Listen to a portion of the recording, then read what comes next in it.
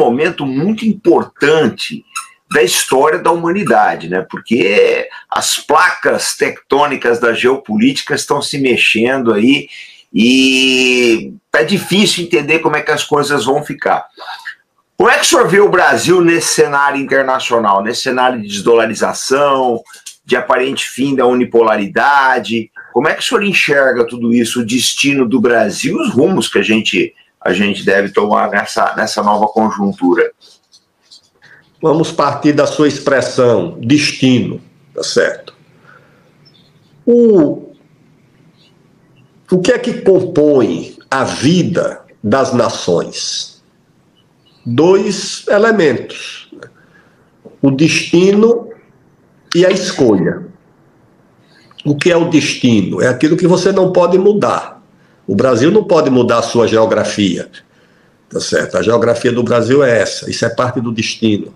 O seu território é parte do destino, tá certo? Os recursos naturais de que dispomos, os rios, as florestas, os minérios, a biodiversidade, tudo isso é parte do destino. E o que é que são as escolhas? São aquilo que os homens, os governos, as instituições podem alterar, podem mudar. O que acontece, comandante Robson, é que em alguns momentos da história as escolhas ajudam o destino, tá certo? As escolhas abrem caminho para o destino, as escolhas apressam o destino. Em outros momentos, infelizmente, as escolhas bloqueiam o destino, tá certo? Eu acho que nós já vivemos na nossa história momentos em que as escolhas descortinaram o destino para o Brasil.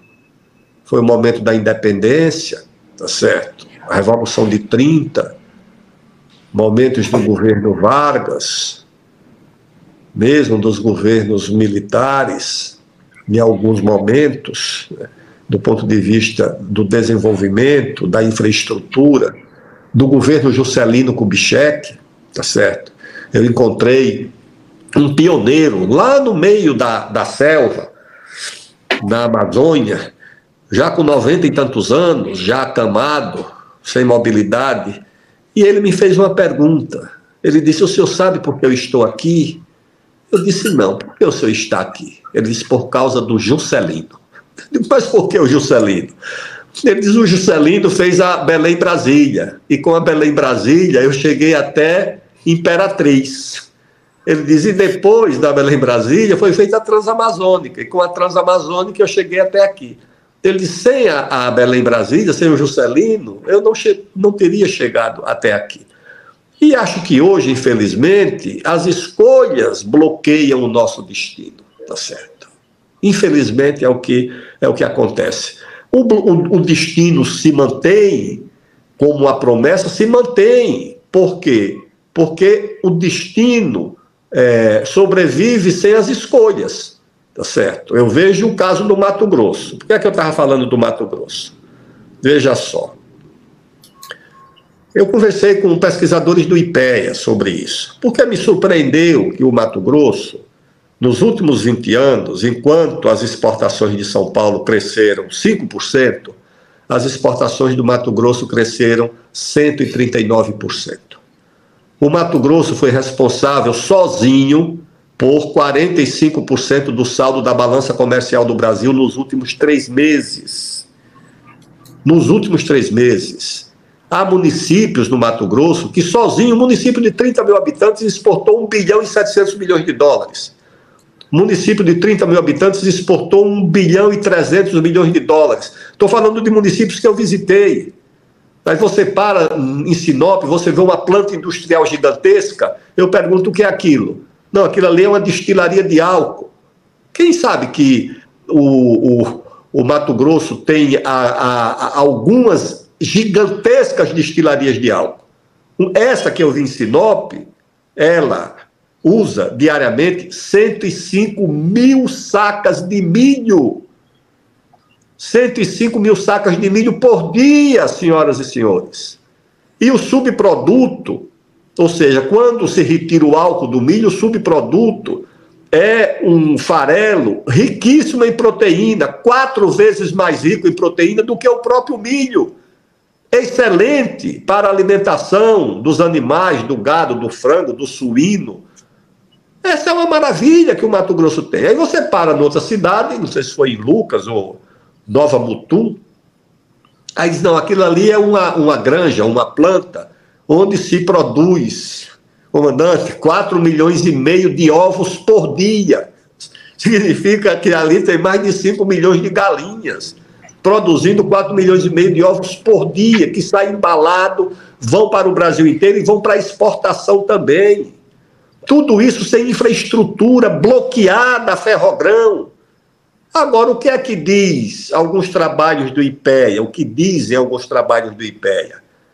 Que como a economia do mundo está numa mudança de época, numa transição histórica, ela vai passando, ou seja, o dinamismo econômico do mundo vai saindo do Atlântico Norte e indo para o Pacífico. Vai saindo da América do Norte e da Europa e indo para a Ásia.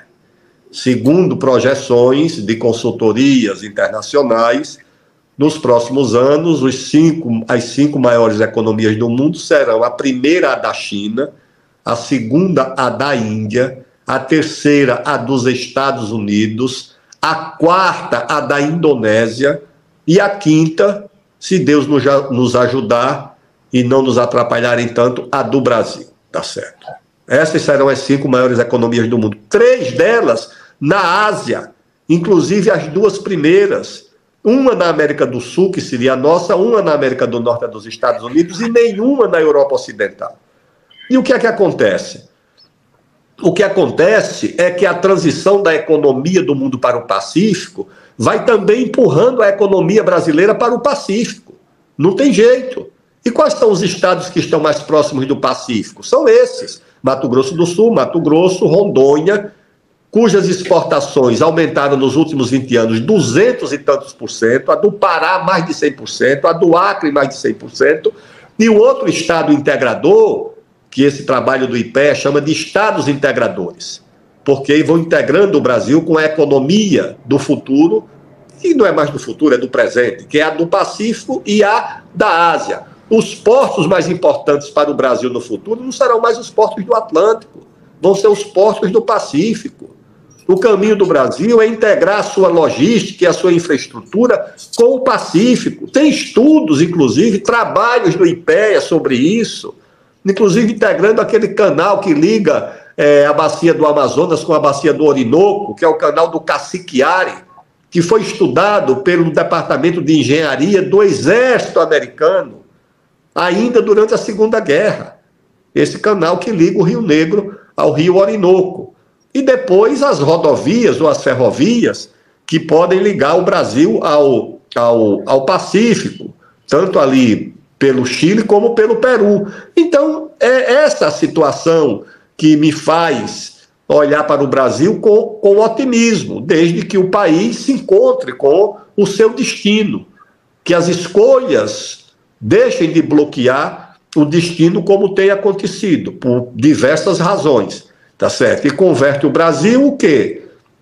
A nossa população, comandante Robson, principalmente a mais pobre, vai se tornando uma população cliente do Estado assistencial. O Estado abriu mão da economia que pode transformar a nossa população numa população ativa, produtiva. Você vai no Mato Grosso, já tem escassez de mão de obra, tá certo? Principalmente na parte técnica. E se a economia crescer, essa escassez vai aumentar.